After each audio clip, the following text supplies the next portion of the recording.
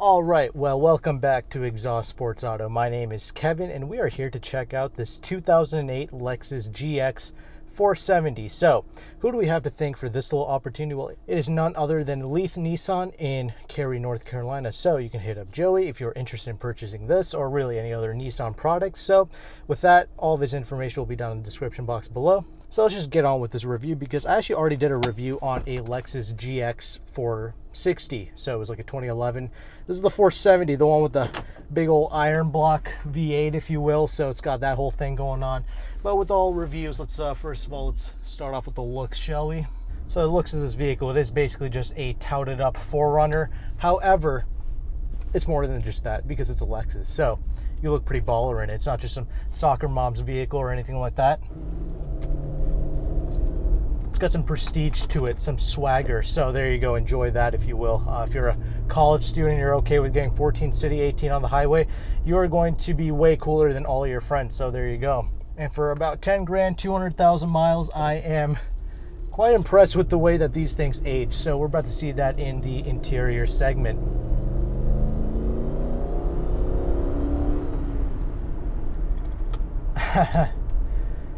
It's about 263 horsepower, about 323 pounds-feet of torque. So this vehicle, right? When I first got in here, just started up the enthusiasm these old Lexus cars have when they start. They just start right up, all the little electronic, you know what I'm saying, tilting, telescoping wheels, the seats, everything. They just move around, no issues. It just works flawlessly. So I like that.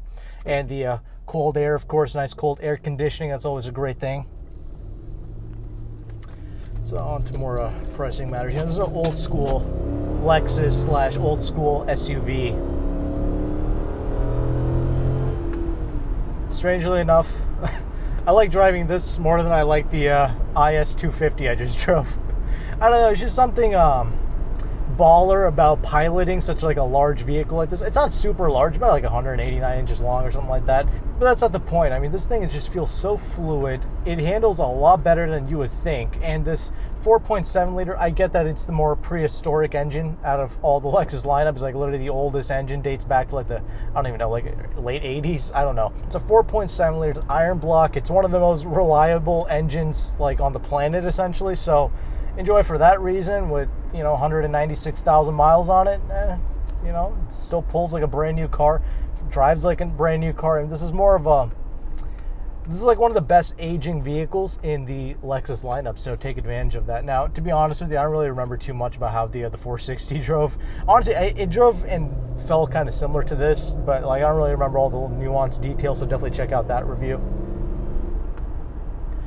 It's not a rocket ship, but there's so much of a far better sensation of speed in this vehicle than there is in even that IS250 I just drove, right? Like, I don't need a vehicle to be a rocket ship. I just need to kick down properly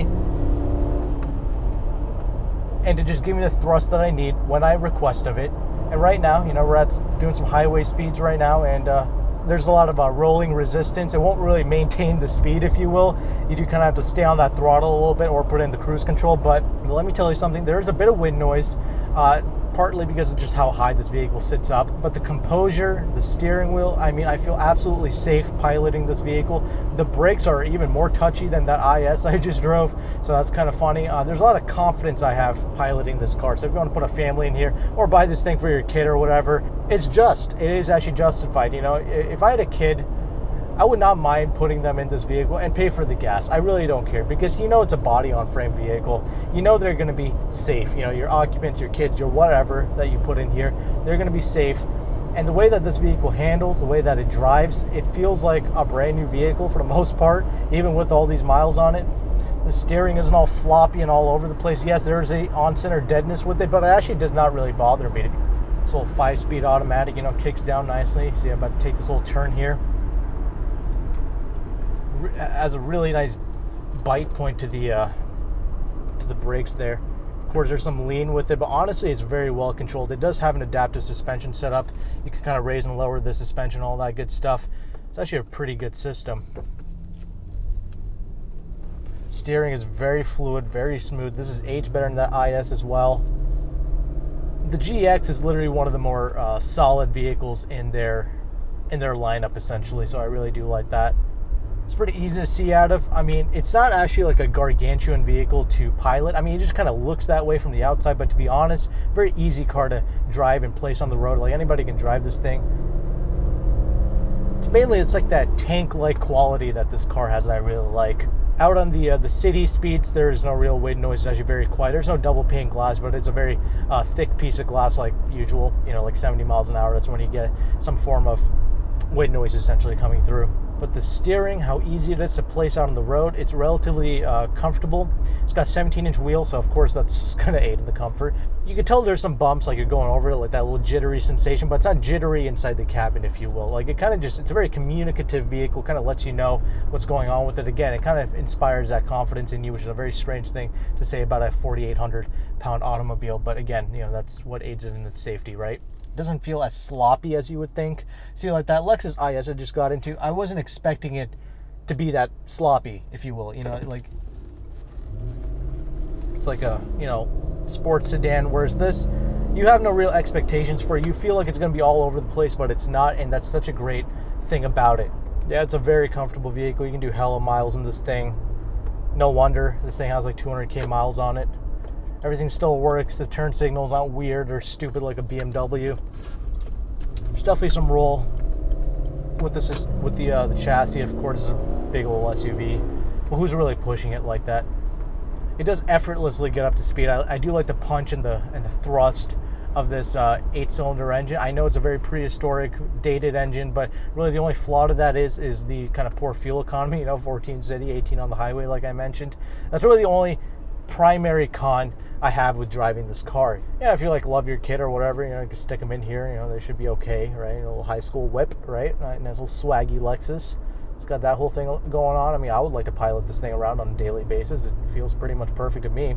And of course, there are some wear and tear items with the interior, which I'm about to talk about in a bit, but as a whole, I really like it. It's one of the most capable vehicles you can ever purchase, honestly. I mean, there's a lot of people who overland this, whatever that means, and off-roading it, all that good stuff. You know, it's got good four-wheel drive systems and all that.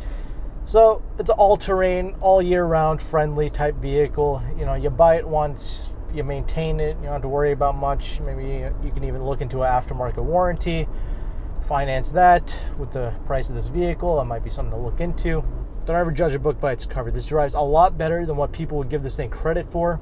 So with that, let's go ahead and let's take a look at this interior, shall we? Now, this interior has aged extremely well, like most Lexus cars. The only real flaws that I found with this interior is like the slight kind of weathering, kind of deterioration of the steering wheel leathers here, as well as on the seats, but that's about it. It's a cream colored interior as well. So for the most part, it's held up extremely well. Actually, it's aged better than even some new cars. I mean, some new cars I get into have some creaked and rattled interiors, and this is not one of those vehicles, so I really appreciate that.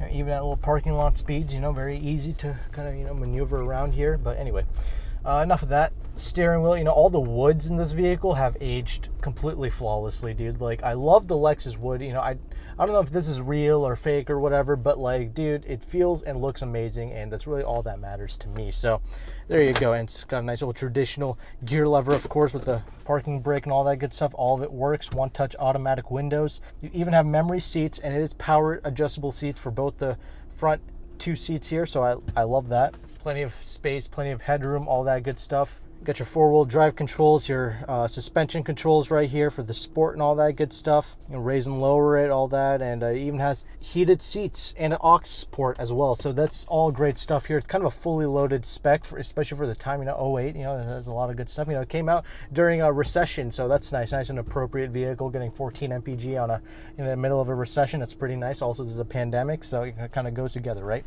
Door pocket space is pretty abysmal. I will say this audio system actually sounds pretty decent. It's not an ML or anything like that. It might be the upgraded system. It's got some metal going around the speaker grills here, but it's very nice. I do like it a lot. Old school with the coin trays and all that good stuff. Two little useless cup holders. They're not very deep. That's the main problem with this. So your drinks kind of just fall out. But the center armrest is, it's okay. It's a decent size, I suppose. You don't have an armrest per se. It just kind of, you know, it's kind of like a captain's chair type of thing, like a minivan. So you just kind of rest your arm right here. And it's fine. I don't mind it at all. It's a very easy car to drive. easy car to place. I do like a gauge cluster. It's very classy, still aged extremely well. This whole center stack, there is no real center stack. There's no screens, there's no stupid stuff. You actually had to learn how to drive. There is no, backup cameras, stupid sensors and radars and all that stuff. Just the things that you need to go off-roading and all that. That's what this vehicle has. Again, like I mentioned, cold air, no problems.